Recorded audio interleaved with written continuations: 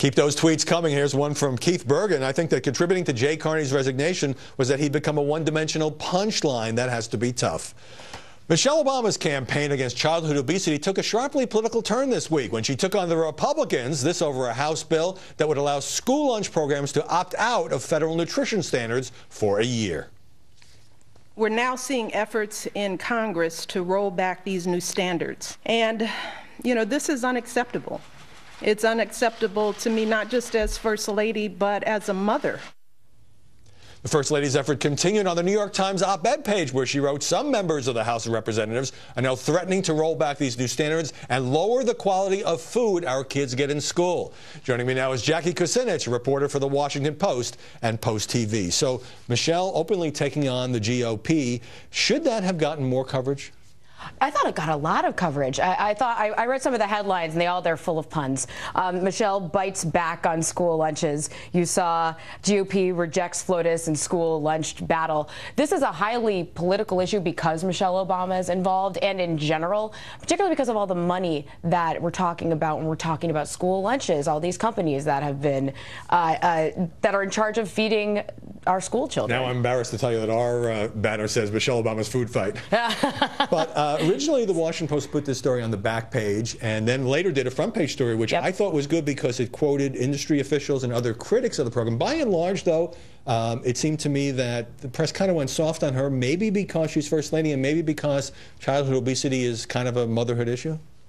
Well, I think when it comes to Michelle Obama, I think the biggest part of the story, as you looked at the press coverage, is the fact that she did speak out and took on Congress. She hasn't done this before. She does this very rarely. And so I think that piece of it was, maybe that's why you saw a little bit of a softer coverage, because we don't see her do this very often. But it seems to me I would draw the opposite conclusion, which is if a First Lady who usually plays it safe, talks about military families and getting exercise for she's not alone kids. There are a lot of First Ladies. Yeah, she has. But if she is going to act more like Hillary Clinton, then I'm not comparing this to the healthcare initiative. I was going to say. Yeah. Then doesn't the press then have a responsibility not to criticize her, but to be more aggressive in treating her as an activist within the administration rather than just a kind of a popular fashion plate First Lady? Well, two things. I think that there was coverage of the fact that schools were saying they can't afford this, and the coverage of the other side was fairly well done, I thought, in certain outlets, particularly the Washington Post.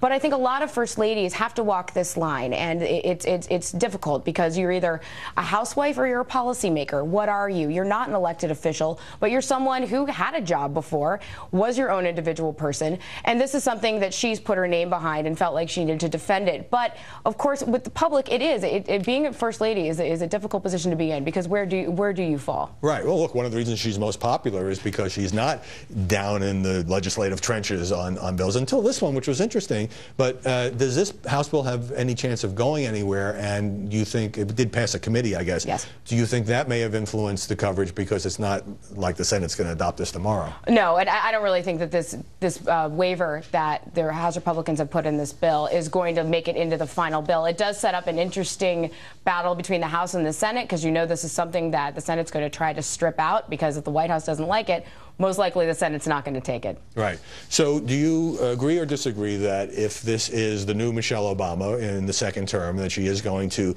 be a little bit more politically active and taking on the GOP at times, on her issues, of course, that the press needs to no longer just cover her as a kind of a feature beat, but cover her as a player, which also means covering her critics? Well, if she starts to go more Hillary Clinton-esque, I think you will see that. But this is the first time she's done this. This is her signature issue that she's really taken a stand on.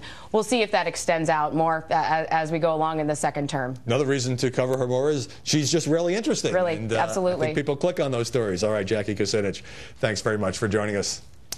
Coming up, the New York Times ombudsman rips her paper for what she calls an unfair review of Glenn Greenwald's book. Who's right on that one?